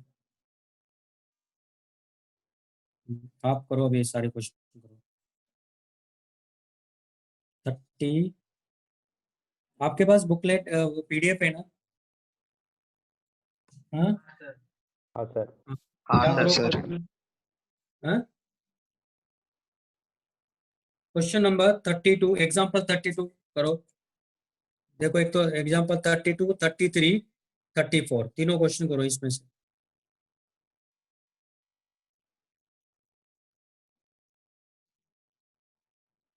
32, 33, 34 एग्जाम्पल, ठीक है, करो,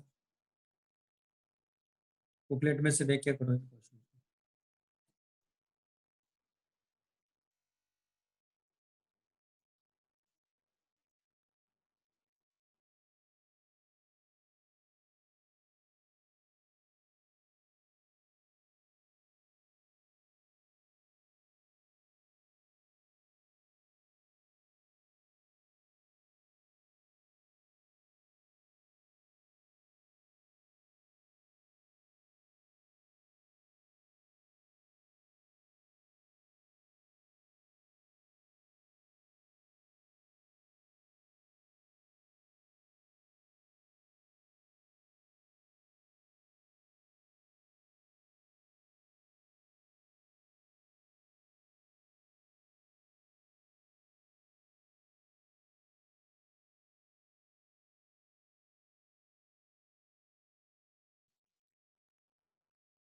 सर 34 कर रहे हैं।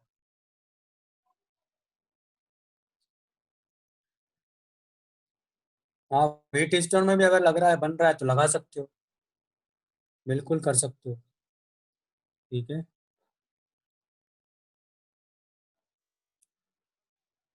जब तक आप क्वेश्चन कर रहे हो ना, रिकॉर्डिंग मत क्या करो फिर। हाँ, स्पेसिफिक वर्ड दे दिया आपको।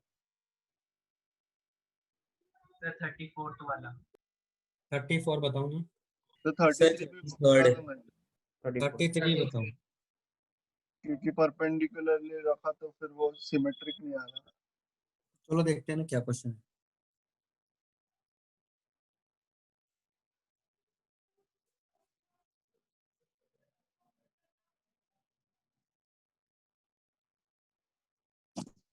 ये तो मैं बता चुका हूँ क्वेश्चन आपको।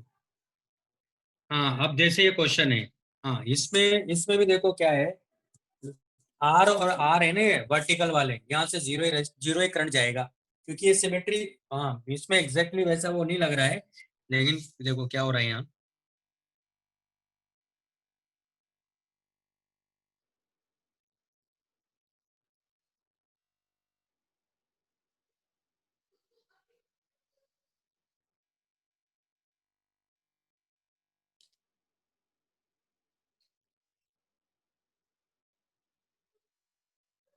हमें ए और बी के बीच में चाहिए, ये टू आर है, ये टू आर है, ये टू आर है, और ये आर है, ये आर है, ये आर है, ये आर है, और ये आर है। अभी भी इसमें भी अपने को ए और बी के इक्विवेलेंट, ए और बी के अक्रॉस इक्विवेलेंट रेजिस्टेंस चाहिए, है ना। तो अब इसमें भी सिमेट्री देखो, लगाना तो वैसा ही है, लेकिन अब इसमें क्या हो रहा है कि जिस इसमें ये देखो यहाँ, अभी एक और क्वेश्चन करवाऊंगा मैं आपको इसमें। यहाँ क्या हो रहा है दरअसल, यहाँ टू आर है, यहाँ टू आर है, यहाँ टू आर है। अगर ये एक टू आर नहीं होता ना, तब ये सर्किट हम लोग वैसे नहीं कर सकते थे जैसा करते आ रहे हैं। लेकिन यहाँ सिमेट्री ये कहती है इधर भी आ रहे, इधर भी आ रहे, इधर भी आ रहे। तो जिस तरह से यहाँ बाइफरकेट हो रहा है, उसी तरह यहाँ भी two R two R two R, three R three R three R, R R R, four R four R four R, five R five R five R. अगर ऐसा है, तब तो ये इसमें से भी करंट क्या हो गया, यहाँ जीरो हो जाएगा। यानी इसका कॉन्सेप्ट वैसा ही है। ठीक है, तो इसमें क्या करेंगे, यानी सर्किट इसमें ऐसा ही बनेगा। देखो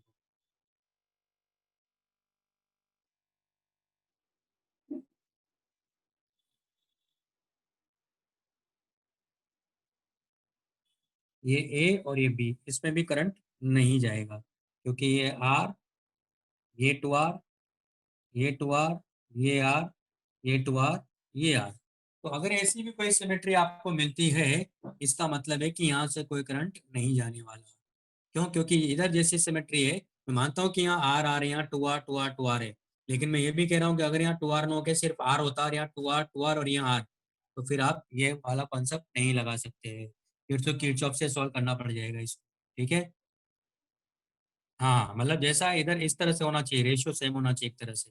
यह two R two R two R, तो आर आर आर, तभी इसमें से कोई करंट नहीं जाएगा। क्यों? क्योंकि आप ऐसे देखो ना, कि जिस तरह से यहाँ से करंट बाइफरकेट होगा, उसी तरह से यहाँ से भी करंट बाइफरकेट होना चाहिए ना, तो सेम करंट होना चाहिए। इसका मतलब है कि ये two R two R two R, three R three R three R, four R four R four R, three by two, three by two R, three by two R, three by two R, तब भी ये आप लोग apply कर सकते हैं। ठीक है, अब आप एक और चीज बताता हूँ मैं। अगर इसमें मान लो यहाँ सिर्फ आर होता, फिर से एक और क्वेश्चन बनाते देखो, ये तो सॉल्व कर लोगे आप, कोई दिक्कत नहीं इसमें। तो मैं एक और क्वेश्चन बनाता हूँ देखो इसमें।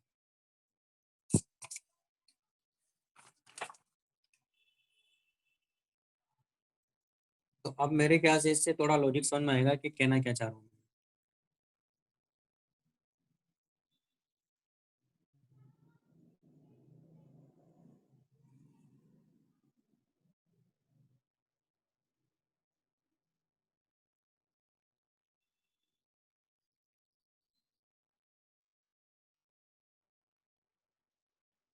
अगर यहाँ टू आर है और यहाँ थ्री आर है, यहाँ टू आर है, यहाँ आर है, यहाँ आर है, यहाँ आर है, और अभी भी अगर आपसे पूछा जाए कि इसके अक्रॉस क्या होगा, तो फिर से मालूम है असिमेट्री क्या कहती है, ये बेकार हो जाएगा।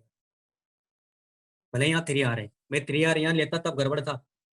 तो यार सिमेट्री देखो, सिमेट्री को देखना पड़ेगा आपको। तो यहाँ क्या हो रहा है, इसमें से करंट फिर से बेकार हो जाएगा, यानी ये R ये R, यानी इसका इक्विवेलेंट सर्किट बनेगा यहाँ।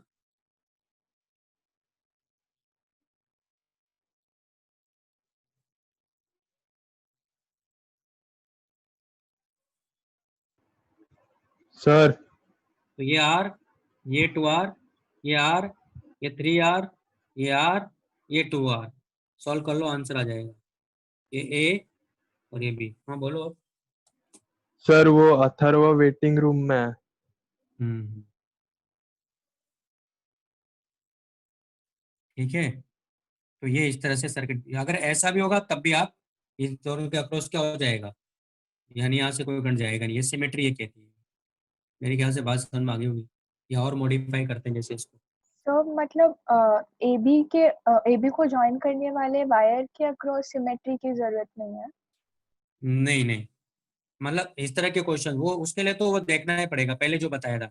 लेकिन ये उसी का एक एक्सटेंशन है, ये जो क्वेश्चन किए जाते हैं उसी का एक्सटेंशन वाला पार्ट है। अब इसमें आपको सिमेट्री देखनी पड़ेगी इस तरह से कि ये इसमें करंट जा सकता है, इसमें करंट जा सकता है, इसमें जैसे इसमें जितना करंट जा सकता है वो ऐसे जाएगा, क्योंकि ये देखो ना यहाँ से, ये सिमेट्री देखनी पड़ेगी आपको इस तरह से। अभी जैसे मैंने कहा कि अगर मैं यहाँ 3R करता, यहाँ 2R ही रखता मैं, तब ये सिमेट्री नहीं बन रही है, क्योंकि इसके अक्रॉस सिमेट्री इस तरह से बन रही है कि यहाँ R है तो यहाँ 2R है, यहाँ R है तो यहाँ 2R है ना, और फिर ये R और ये 3R है भले ही। लेकिन ये सिमेट्री इस तरह से बननी चाहिए कि अपने को लगे करंट ऐसे जा रहा है, करंट इसमें ऐसे जा रहा है, करंट इसमें सीधा निकल जाएगा। ठीक है। तो इसमें अब देखा जाए तो प्लेन मिरर सिमेट्री वाला कॉन्सेप्ट तो नहीं है, लेकिन उसी का एक्सटेंशन पार्ट है। तो ये इस तरह से समझना पड़ेगा। जैसे एक और क्वेश्चन इसलिए ले रहा हूँ मैं यहाँ, अगर ये ऐसा होता, ये मान लो R है, लेकिन ये मान लो 4R है, और ये भी इधर मान लो 4R है, इधर ये 3R है, और इधर ये 2R है, और इधर ये 2R है। तो फिर से वही आ गया, फिर से क्या होगा देखो सिमेट्री। मेरे ख्याल से बात समझ आ गई कि मैं क्या कहना चाहता हूँ एक्चुअल में, है ना। तो ये इसमें क्या होगा, करंट ही नहीं जाएगा, यानी इसका मतलब ये होगा, इसका ऐसा बनेगा, ये तो सॉरी बेकार ही हो गया, तो ये ऐसा बनेगा।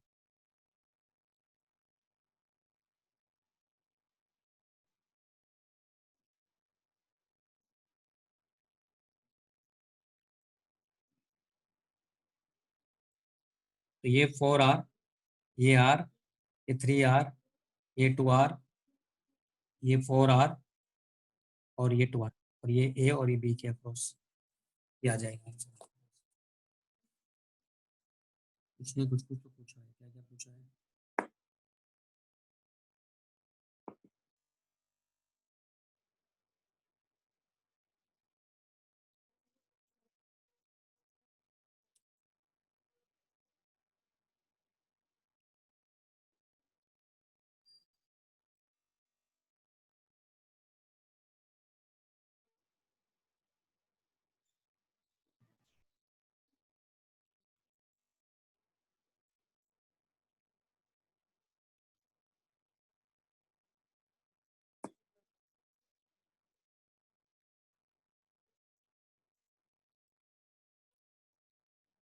क्या, मैं समझा नहीं।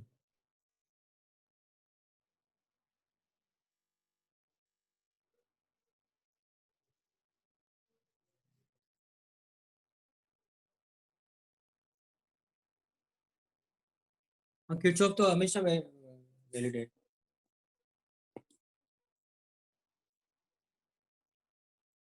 किरचॉफ तो हमेशा लगा सकते हो आप। सर जो 33rd क्वेश्चन है उसमें जिसमें हम लोग मिरर रख रहे हैं लाइन में, उसमें अगर नीचे 2R हो जाएगा तब भी वैलिड रहेगा ये मेथड? इस वाले में कौन सा 33 में, इसी में?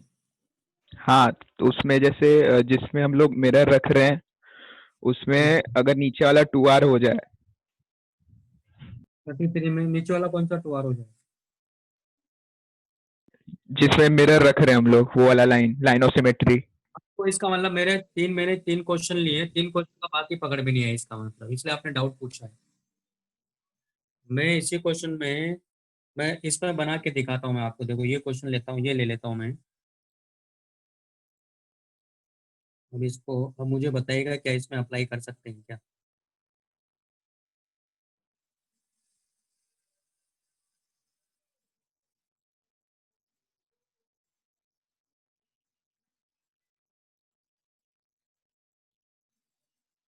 जैसे ये ए है और ये बी है, ये आर लिया, ये आर लिया, ये आर लिया, ये आर लिया, ये आर लिया, और मैं कहता हूँ कि ये टू आर है, ये टू आर है और ये आर है। इसमें आप अप्लाई नहीं कर सकते, कहीं से दिख रहा है आपको सिमेट्री हो तो बताइए। सर वो वाला आर नहीं सर, जो लाइन ऑफ सिमेट्री है ना उसके नीचे वाला आर को 2R कर दो और बाजू वाले को 2R कर दो। इसको टू आर और इसको टू आर कर दें। नहीं सर, इसको टू आर करें, इसको टू आर। नहीं सर, वो जो नीचे वाले ट्रायंगल का बीच में, हाँ ये AB के जो हाँ परपेंडिकुलर है।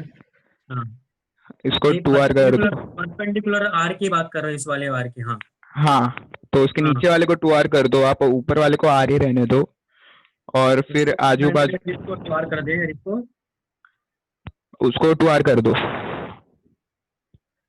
और इसको टू आर कर दें। हाँ सर। हाँ और सर जो परपेंडिकुलर वाला वायर है उसमें जो नीचे वाला आर है उसको 2R कर दो। इसको टू आर कर दो। हाँ तो सर तब भी वैलिड रहेगा। अभी इसमें तो सोचना पड़ेगा यार, इसमें कैसे वैलिड रहेगा ये। ठीक है,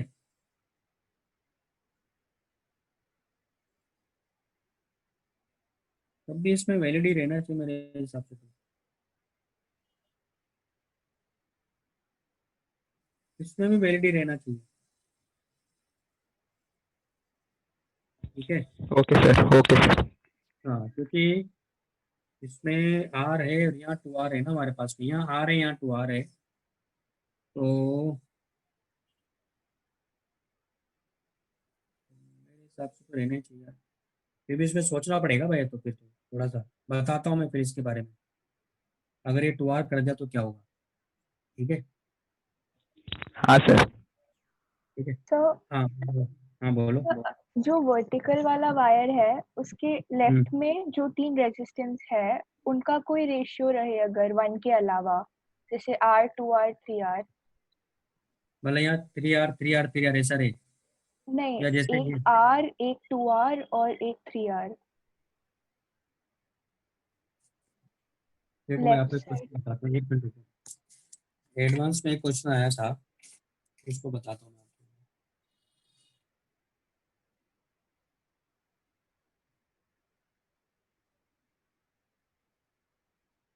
क्वेश्चन ये था,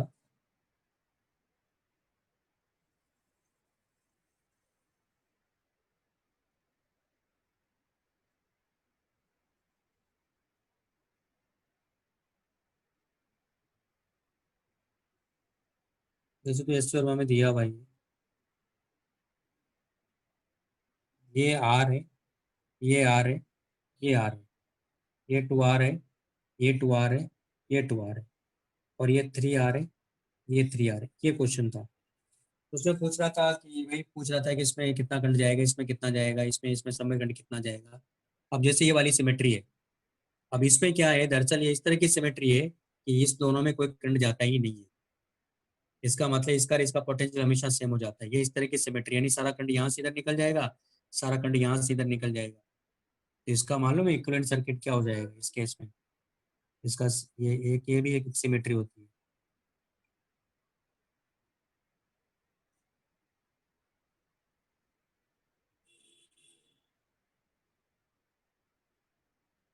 ये बेकार हो गया, ये और ये दोनों बेकार हो गए, ए और ए बी के बीच में। यहाँ R R R two R two R अब टू आर। अब आप कहेंगे सर यहाँ अगर 4R होता है, यहाँ 3R होता, तब नहीं कह सकता मैं।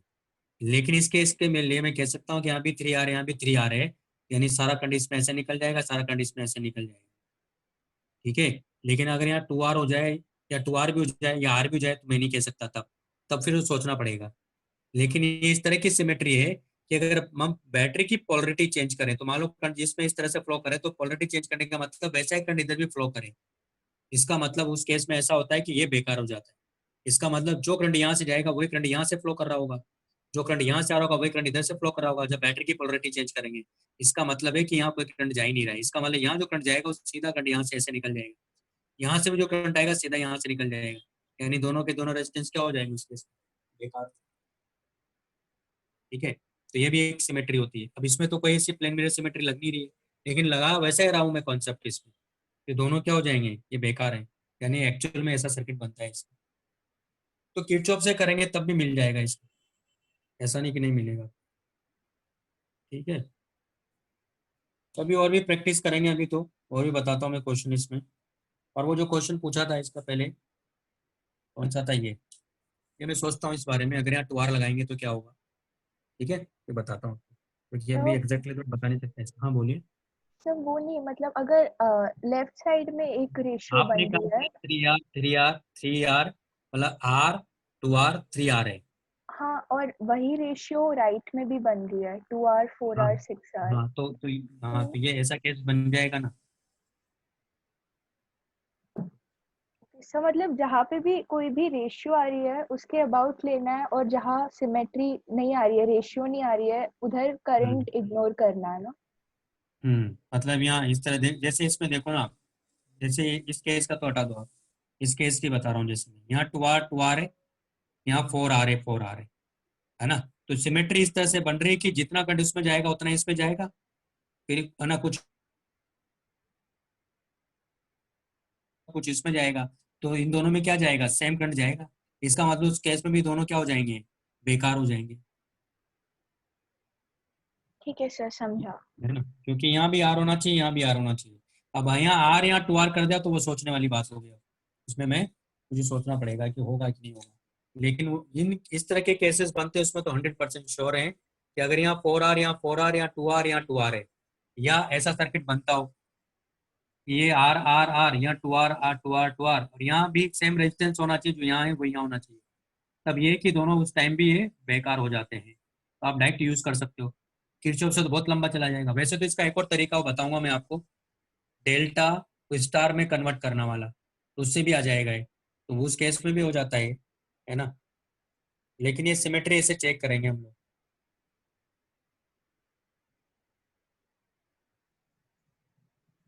ओके, चलो फिर आज इतना ही। अभी तो इस पे क्या क्वेश्चन दूंगा,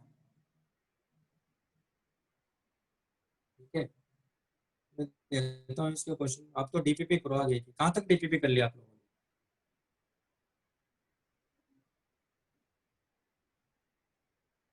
सर 21 हो गया।